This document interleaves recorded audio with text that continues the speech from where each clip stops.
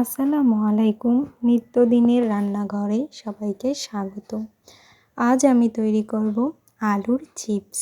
তো শুরু করছি। প্রথমে আমি একটি বড় মাপের আলু নিয়ে নিব এবং ভালোভাবে ছিলিয়ে নিব। তো আমি আলুটা ছিলিয়ে নিয়েছি, এবার মাঝখান থেকে এটা কেটে নিব। তো আমি কেটে নিয়েছি, এবার আমি সুন্দরভাবে এরকম পাতলা করে কেটে নিব। তো দেখুন আমি কেটে নিয়েছি, এবার আমি 10 মিনিটের মতন ভিজিয়ে রাখবো। এবার আমি আলুগুলো এক এক করে এরকম টিস্যুর উপর দিয়ে সবগুলো শুকিয়ে নিব।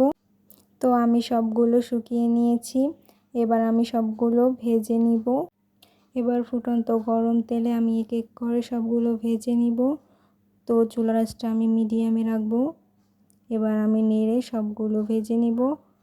তো এবার আমি তুলে নিচ্ছি। বাজারে যে কিনতে পাওয়া যায় ম্যাজিক মশলা, সেটা আমি চিপসের উপর দিয়ে দিব।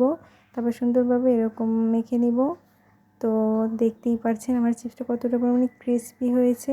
তো ভালো থাকবেন, সুস্থ থাকবেন এবং আমার চ্যানেলটি সাবস্ক্রাইব করে দিবেন। আল্লাহ হাফেজ।